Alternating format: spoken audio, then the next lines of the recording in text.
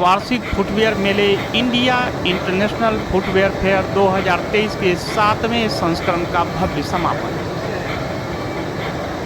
Confederation of Indian footwear industry का अपने वार्षिक footwear fair India international footwear fair 2023 के 7वें संस्करण का भव्य समापन हो गया, जिसमें मुख्य रूप से वर्चुअली केंद्रीय मंत्री पीयूष गोयल ने अपना संबोधन दी।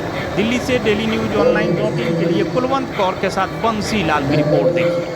पूरे लाभ अभी यहाँ पे एक हमें इंफ्रास्ट्रक्चर क्रिएट करना है, सब चीज़ों को डेवलप करना है, कंपोनेंट्स हमें पूरे अवेलेबल कराने हैं। और हम जितने नॉर्म्स की बातें करते हैं, हमें उसकी गहराई में भी जाना होगा कि हम उस स्टैंडर्ड तक पहुँचने के लिए हमें अभी बहुत सारे काम उसके पीछे करने हैं।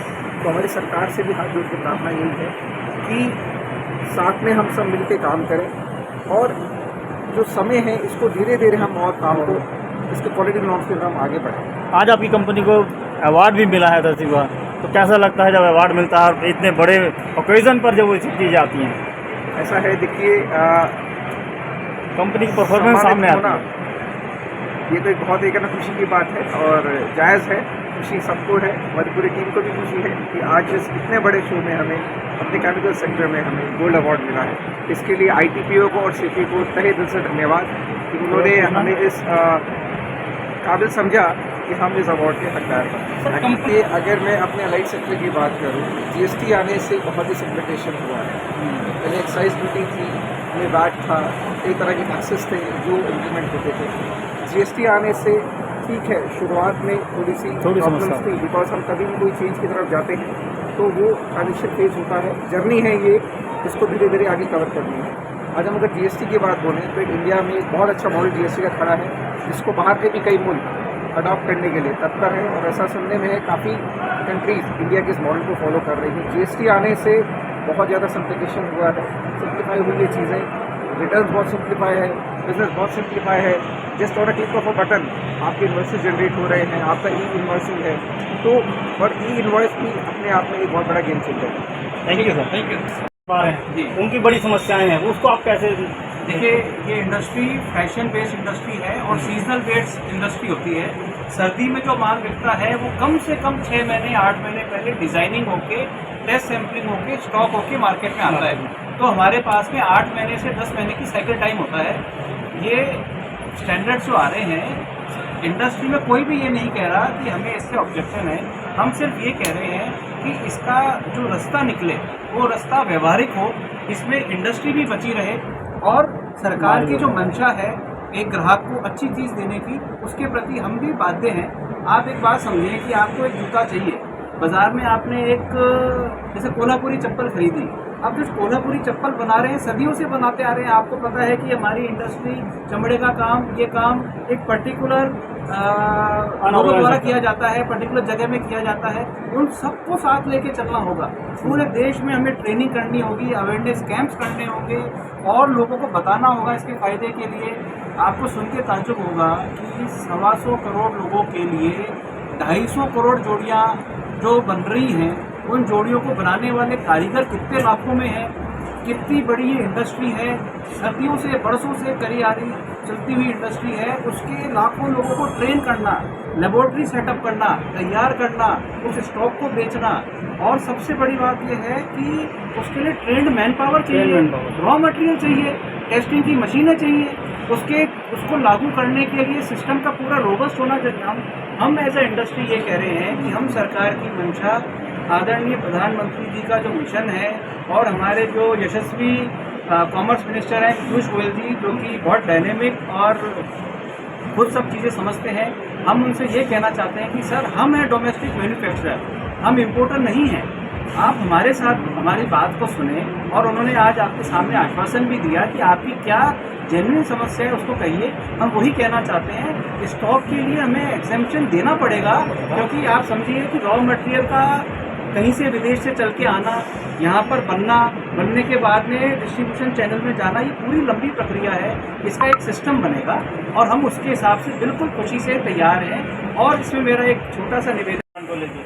देखिए, चाइना के फिनिश गुड्स के रेट पर हमारे फिनिश गुड्स के रेट में कोई फर्क नहीं है। वी एट पार और other we are cheaper than them. इसी वजह से हमारे को कोई इस बात का फ़र्क नहीं पड़ेगा कि उनके जूते हमारे यहाँ पे आएंगे।